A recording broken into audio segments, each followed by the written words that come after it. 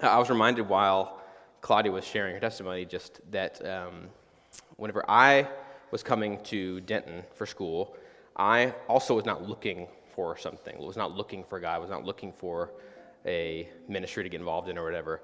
However, there was someone, both God and a human being, that was looking out for me, and his name was Aaron Hollingsworth, and I was just been thinking about him because they are moving next week, which is very sad, and I've been thinking about that. But whenever I was moving over to Denton, him and I grew up together in Abilene, which is a town that, if you can avoid going there, then please avoid going there. I like to say Abilene, where dreams stay dreams. But it's so cool to reflect on this kind of stuff. It's sad, it's a bittersweet kind of deal. Kurt has some family that lives out in that area, so yeah. Sorry, Kurt, you know already, right? Yeah, exactly. But I was reflecting on that because as I was coming to school in Denton, Aaron just heard that I was going to be coming over here. He was a year older than me. He was at Collin College. He'd got involved in Focus over there. And he just heard, like, our moms, I guess, had talked something. He heard that I was going to be coming to UNT. He knew there was a Focus ministry up here. It had been up here for 1 year only. So that's how young Denton Focus was at the time. That's how old I am or whatever. And he called me and said, hey, I'm not that far away. I could come help you move in and bring some guys that I know that are part of this cool ministry. And he came up here and helped me move in and got me connected to some people that I was not looking to get involved in. I was very overwhelmed by the size of UNT because my school growing up was 86 people was my graduating class, very tiny. So I was not going to go out and venture out and go find some cool things to be part of. But Aaron thought about me. He thought I could make this connection, and I didn't even realize that Plano's not that close. So he drove all the way over. He left that detail out. I thought, oh, Aaron must live right down the road or something. But he came over, helped me move in, helped my family and I navigate the chaos of moving day here and stuff, and helped me get plugged in, and it changed my life. So the reminder that there's small things like that that God can use in big, big ways. And Aaron's not the one who ended up studying the Bible with me. He's not the one who ended up discipling me. He was still at Collin that whole next year or whatever. He just made a connection, did a thing. He moved his feet. He thought about a role he could play in my life, and God really used that. So just really cool stuff. But because I was thinking about Aaron and thinking about all of that good stuff and thinking about Abilene, I was also reminded of some of the mischief I got up to when I lived in Abilene. Very, very mild, very mild. So when I was 16. Yeah, I think it was the summer between my sophomore and junior year of high school. I worked at a Michael's arts and crafts store. Love Michael's, right? Lots of stuff, lots of knickknacks, lots of cool things. But when you work there, all those cool little knickknacks, little packs of stickers, all that kind of stuff is kind of your nightmare. It's your enemy. What would happen a lot, people would buy, so there's themed stuff. Michael's is really good about churning out stuff for every holiday, every whatever. And so you can go, and your aunt, or my aunt definitely does this, can go buy packs of stickers for Thanksgiving or Valentine's or whatever that are really themed and really heartsy and glittery and all that kind of stuff, and go buy those. And then their return policy works that even if you come back after the holiday's over, you can still return them. So on a regular basis, I would have the situation where I had returns I'd have to put away at the Michael's Arts and Crafts store, and it would be for stickers for a holiday that had already happened, and they had no really good system of where do these things go? It's Christmas now, and someone just returned some Thanksgiving stickers or some Thanksgiving little knickknacks or whatever it is. And the system at the time was not so great. Maybe they've improved it, so still support Michael's if you can. There was very little I could do about it, and no one seemed to know exactly what to tell me what to do with these stickers that returned. They just took them, and they gave the person their money back, and I was supposed to figure out how to make them go where they're supposed to go. So what I would do, especially if I was running behind because I'm slow, I would go into the aisle where there's the feather boas, these really pink, fluffy feather boas. I would take the pack of stickers, I would thrust my hand into the feather boas, and let go. And not my problem anymore. Stickers have found their way to not be in my basket of returns. Good for me, right? I also had a friend who worked at Target. We had similar approaches to our jobs, I guess. His name, no joke, was Chase Brothers. It's just it's a sentence and a name, I guess. He was tall, very, very tall, tall, redheaded, and worked at Target. What he would do when he had all these returns and things he couldn't find where they would go and was running out of time, they're a little more strict at Target, so if you weren't making your quotas and stuff like that, they'd talk to you. He would go to, and use his height as an advantage, he'd go to the aisle where there's like a lot of storage bins. He would take one off the very top shelf, not a clear one, obviously. Take it off the very top shelf, put a bunch of stuff in it, put the lid back on, put it on the very top shelf. Out of reach of probably most of his coworkers. And that was how him and I both dealt with the things we didn't know how to do. So, have you ever done a job poorly? Maybe on purpose. Have you ever done a job poorly on purpose or maybe on accident? Despite your best efforts at a place you've worked, you have not quite met the criteria and done the things they've asked you to do. Maybe when you were a silly teenager like me and you didn't really care. Maybe your chores or something like that around the house when you were a kid. Maybe your job right now in some capacity. And if you've ever done a poor job on something on purpose, ask yourself, why? Why did I do a bad job at something? Why did I not do what I was supposed to do? No, go with that. Throw something out if you have it. Because it's easier. Right. There you go. What else? You're tired? This is a low priority. Low priority, right. Yeah. So other things are your priority versus that. Exactly. And I wanted you to shout some out because obviously I'm not going to judge you. I just told you guys what I did in my job. So, yeah. Anything else? Inconvenient. Yes. Oh, there we go. Out of spite. That's got a different flavor to it, you know? Yeah, I like that. So I think there's a common thread, whether it's spite or whether it's inconvenient or low priority, it's that we didn't care about what the company, the people, whoever it was, cared about, right? There's a difference there. We were doing our thing, and we didn't care about what they cared about. I didn't care about the stickers, obviously, right? Didn't care about that. So how does this connect to what we're talking about in Luke 16? Well, we'll see. We'll see if it works. But so Luke 16 is a tough chapter, okay? And it's interesting. I specifically decided to hone in on the harder, weirder part. So if you'll join me at the beginning of Luke 16, we're going to be at 1 through 13, I believe. Now, he said to the disciples, there was a rich man who received an accusation that his manager was squandering his possessions. So he called the manager in and asked, what's this I hear about you? Give an account of your management, because you can no longer be my manager. Then the manager said to himself, what will I do, since my master is taking the management away from me? I'm not strong enough to dig. Dude, sympathize with that. I'm ashamed to beg. I know what I'll do, so that when I'm removed from management, people will welcome me into their homes. So he summoned each one of his master's debtors. How much do you owe my master? He asked the first one. 100 measures of olive oil, he said. Take your invoice, he told him. Sit down quickly and write down 50 instead. And next he asked another. How much do you owe? 100 measures of wheat, he said. Take your invoice, write down 80. And the master praised the unrighteous manager because he had acted shrewdly. For the children of this age are more shrewd than the children of light in dealing with their own people. And I tell you, make friends for yourselves by means of worldly wealth, so that when it fails, they may welcome you into eternal dwellings. Whoever is faithful in very little is also faithful in much. Whoever is unrighteous in very little is also unrighteous in much. So if you have not been faithful with worldly wealth, who will trust you with what is genuine? If you've not been faithful with what belongs to someone else, who will give you what is your own?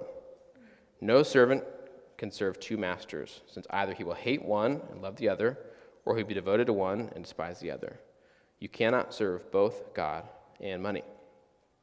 Okay, anyone have any questions? Anyone not quite sure how to take this? Adam's got it, so you can take it from here. Here.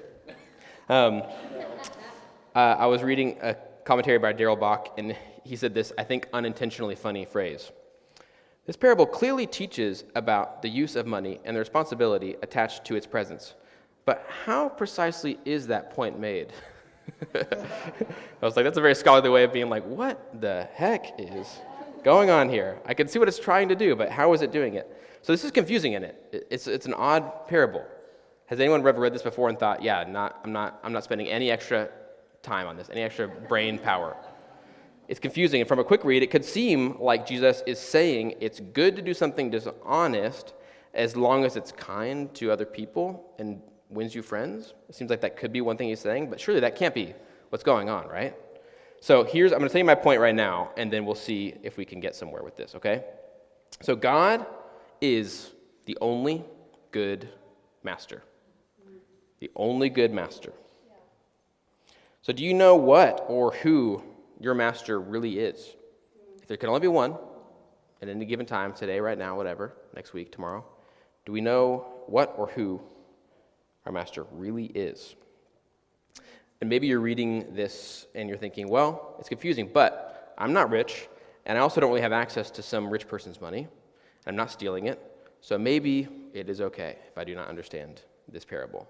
But I'll tell you, the people he was telling this parable to also were not rich and did also not have access to a lot of money they could misuse.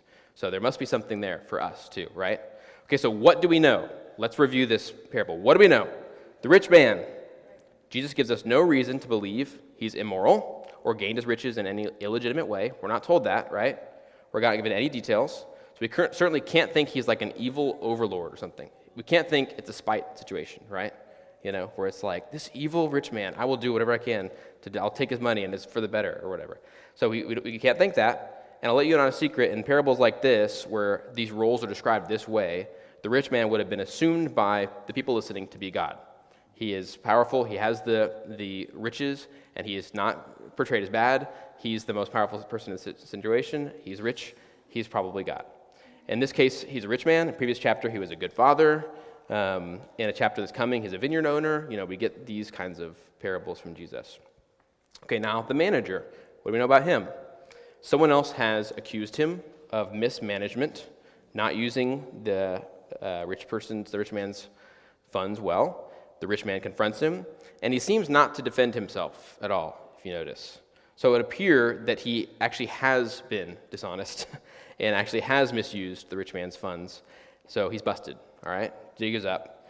And it's like someone coming up to me and being like, excuse me, have you been putting the stickers in the feather boas? And it's like, yeah, guilty. It's like we found a pile of stickers in the boas, so someone did this, all right? And the manager has a realization. The jig is up. So he has a realization about how to save himself in a way. And the people who owed the rich man oil and wheat, they actually did have a debt to him, right? They actually had a debt. Without any of the details, it seems like they had actually entered into some sort of agreement with the rich man, and they legitimately owned him the oil and the wheat. So many of us have very similar agreements with institutions for our cars and our houses and stuff like that. We can't assume that something is fishy going on here. We've willingly entered into those, most of us. So the manager changed those agreements to benefit the people in debt, and mostly, pretty shamelessly, to save himself, right? That seems pretty obvious from reading the parable. And then there's an obvious one, obvious thing we know about this. Jesus tells the story with at least some aspect of him wanting us to go and do likewise in some way. That seems to be the reason that he would tell this parable. There's something in here he wants us to go and do in a similar way, but probably not quite literally. So, as you'd expect, there are many interpretations out there of this parable. Lots of them with great explanations, great points. And one particularly interesting one referenced the story of Rahab from the book of Joshua in the Old Testament, which would not have occurred to me at all. But the similarities are interesting, so we're going to look at this real briefly. So in Joshua chapter 2, it goes like this. Joshua, son of Nun, secretly sent 2 men as spies from the acacia grove, saying, "Go and scout the land, especially Jericho." So they left, they came to the house of a prostitute named Rahab and stayed there. The king of Jericho is told, "Look, some of the Israelite men have come here tonight to investigate the land." And the king of Jericho sent word to Rahab and said, "Bring out the men who came to you and entered your house, for they came to investigate the entire land."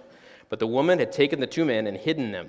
So she said, "Yes, the men did come to me, but I didn't know where they were from. At nightfall, when the city gate was about to close, the men went out, and I don't know where they were going. Chase after them quickly, and you can catch up with them." But she had taken them up to the roof.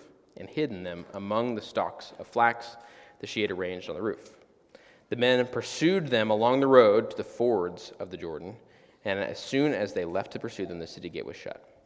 Later, in that same chapter, Rahab says, the Lord your God is God in heaven above and on earth below.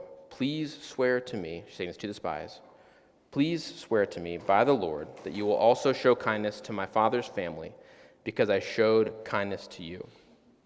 Give me a sure sign that you'll spare the lives of my father, mother, brothers, sisters, and all who belong to them, and save us from death.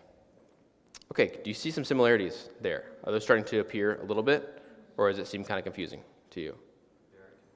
Very confusing. That's totally okay. We'll see if I can confuse you more. I'm just kidding. When we first meet Rahab, she's not in an ideal position in society, in the city, both in status, morals, and etc. at the place and time. But she gets a sense that things are going to go bad for her city, for her country. So she betrays her city so that she and her family will be saved and have a future afterward, right? She makes a decision about betraying one thing for the sake of surviving in the future. If we strip both of these stories of their detail, both the dishonest manager, the shrewd manager, and Rahab, a person is operating in one way that is not ideal, but is for their benefit. When they realize things are about to change and go badly for them, they decide to abandon their previous tactics and out of desperation do whatever will benefit them, whatever will give them tomorrow. They're playing one game, quote unquote, in pursuit of one goal. Something changes, they have a realization, and now they're playing another game, a different game, pursuing a different goal. I'm using the word game very generally, as you can tell. So do you see that connection? Does that make sense? In both these cases, it's not really helpful to view the story as just a parable about morals, because that seems to kind of confuse us, right? The morality of the situation, if we analyze it too much, will mess with us, I think, too much. That seems a little easier to do with Rahab's story, though, and I've never read her story and been puzzled by her actions. I've never thought, why is she doing that? Why would she betray her city? You know, I've always felt it very relatable. It always felt like I'd probably do the same thing. I think she made the right call. And in several accounts of the lineage of Jesus, she's in it. In Matthew's account, it lists her as being married to Salmon, which makes her King David's great-great-grandmother. It's possible she negotiated herself into a super important role in God's plan. Isn't that crazy? By the way, Salmon seems to be wide open for baby names, by the way. Okay? So just FYI, it seems like it's ripe for the taking. So someone needs to snag that. So with the dishonest manager, back to the story in Luke 16, what game did he appear to be playing initially? What pursuit, what goal did he have in mind when we first find him in the story, when he's misusing the money? Maybe we could call the game something like get money. Get money. He's trying to get money. That's his goal, right? He gets caught. Game over. The get money game is over, you know? So it's time to change tactics. Now what game is he playing? Give away money, get friends, because that might last. And that might help me survive. When someone realizes something and significantly and abruptly changes directions, what do we sometimes call that? That's really good. That's not what I thought of. That's really good. Changes directions. Starts with an R. Yes, okay.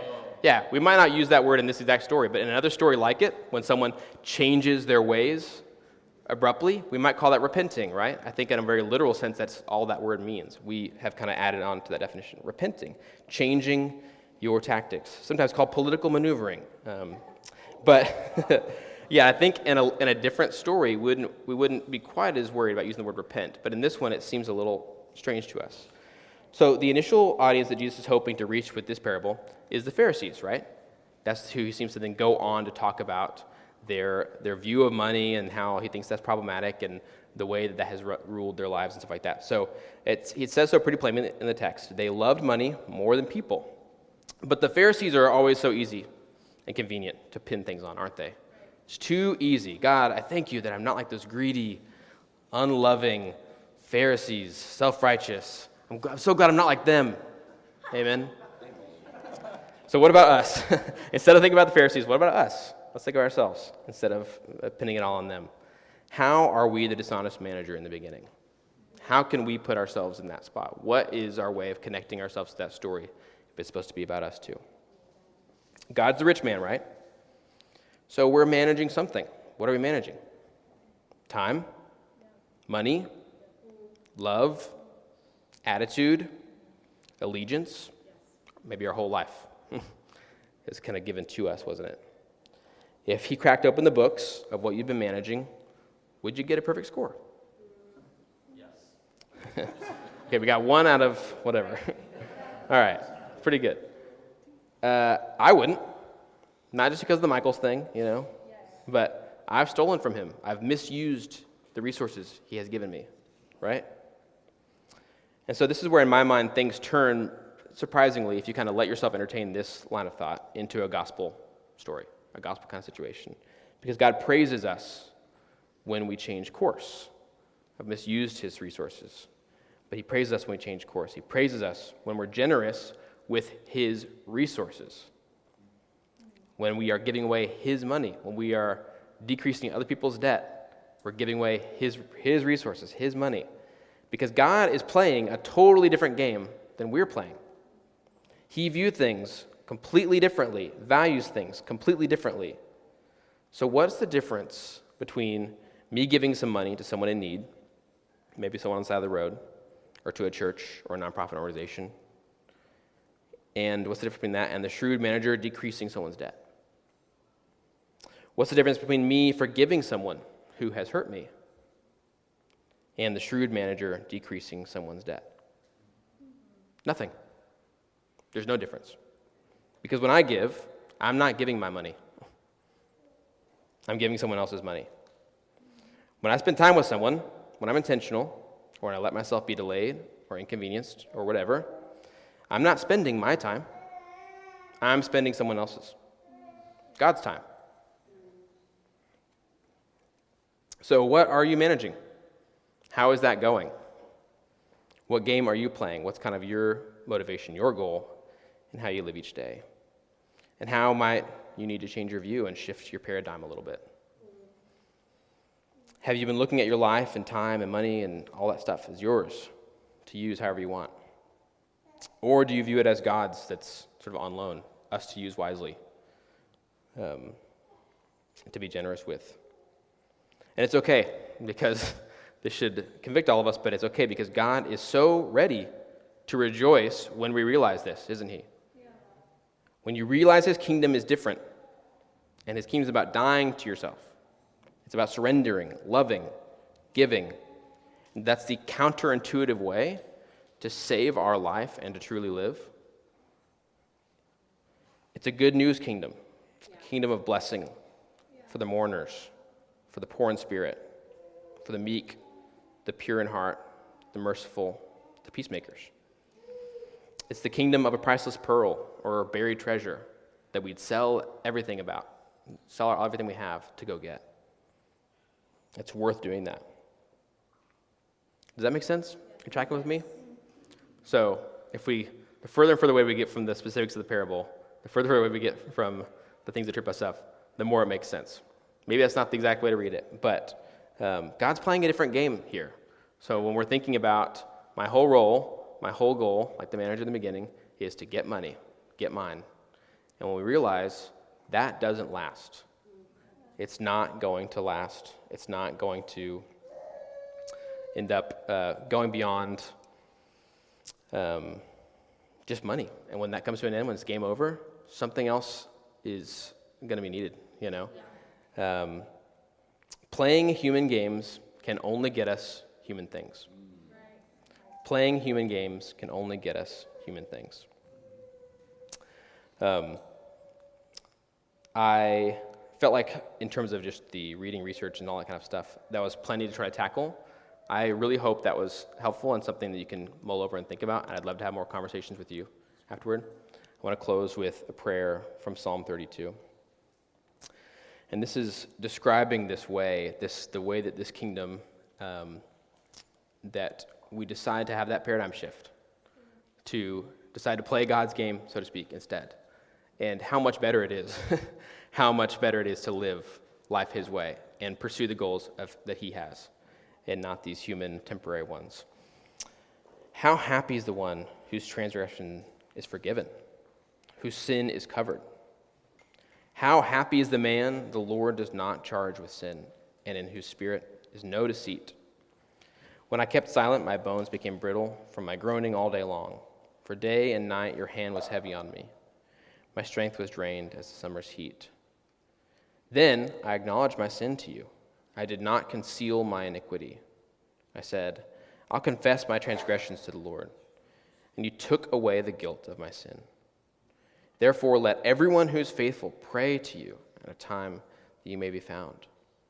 When great floodwaters come, they will not reach him. You are my hiding place. You protect me from trouble. You surround me with joyful shouts of deliverance. I'll instruct you and show you the way to go. With my eye on you, I'll give counsel.